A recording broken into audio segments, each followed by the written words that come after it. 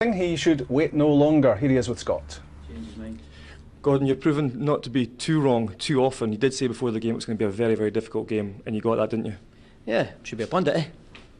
I am.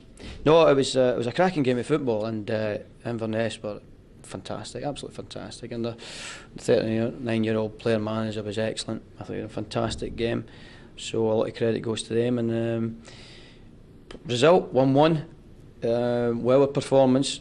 I've got to accept that today. We've made great chances, not just opportunities, great chances. You would think coming away from home you get great chances like that and you don't take them.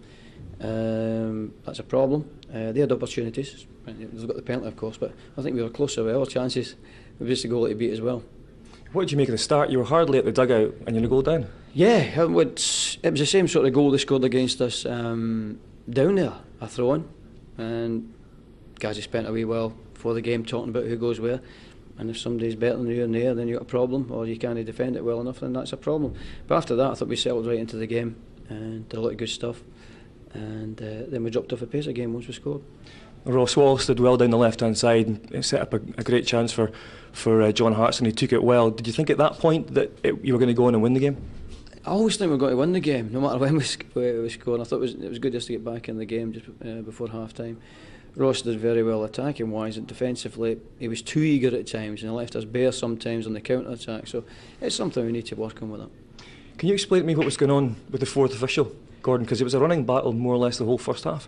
It's a point of principle. Refereeing decisions, there's nothing I can do about it. But he threatened to send me in the stand if I put my hands to my head again.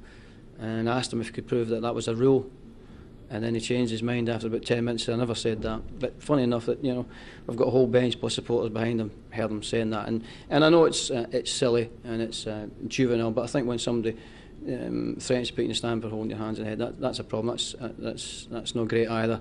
And then to retract that and say never said that, that was my problem. I like to think to stick to my principles, and I've got a standard. I mean, if I'm wrong, I'm wrong.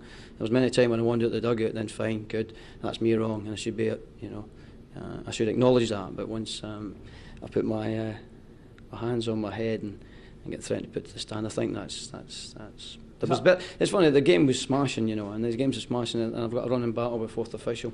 It's a shame. Is that a real worry for a manager, Gordon? Because at that time you've got to be pretty conscious of what you're actually saying and what he thinks or hears you saying. Yeah, well, it's no saying. It's no saying. It was an action that he was worried about. And after that, when you were talking to him afterwards, you were saying, "I'm not saying anything. Make sure that." That's right. Yeah.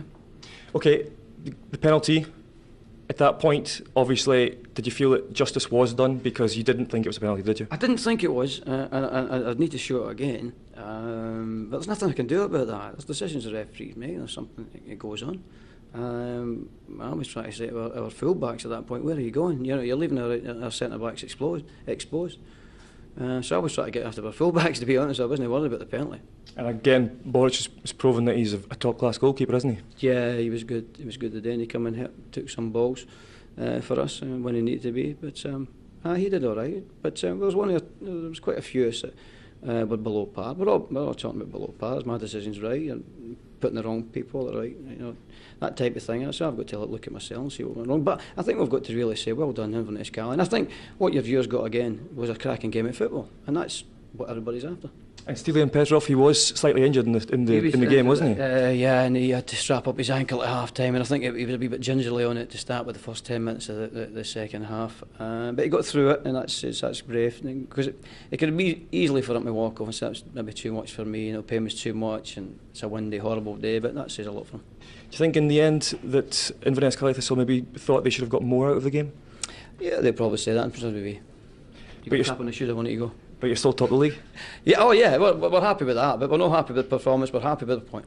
Gordon, thanks very much. Thank you. Thanks, Gordon. Yes, no great cause for despondency. I don't think Celtic wanted to win, obviously, but a draw stretches their advantage at the top from 3-4 over Hearts. A point for Cali Thistle takes them from 23 to 24 and looking good in that top 6 position. Tuesday night, a rearranged match. It was postponed yesterday. It will be played Tuesday night at Tannadice. Dundee United against Dunfermline. And looking a little bit further ahead, this is Boxing Day in the SPL. It's Celtic at home to Livingston, who are playing a whole lot better these days. Dunfermline play Rangers at East End Park. Hearts against Falkirk. Graham Rix's team badly need a win. Inverness Thistle against Hibs here. Kilmarnock against Dundee United at Rugby Park. And at Fir Park, it's Motherwell against Aberdeen. Always interesting to listen to what Gordon Strachan has to say after a match, and speculating there that managers putting their head in their hands in the technical area might now constitute a You're going to ask me to bookable offence. slaughter officials again. It's ridiculous, isn't it? It was straight last week. Jim Jeffries gets sent to the stand. Yesterday, Tony Mowbray. Today, Gordon Strachan puts his head in his hands, and the fourth official sends him, going to send him to the stand. The guy's a passionate guy. You know, his team's playing. He wants him to win. Don't get me going with John, good day for Caley Thistle. Fantastic, as I say. You know, Craig's happy with the point, I think, because of the fantastic display his side put in. He was right every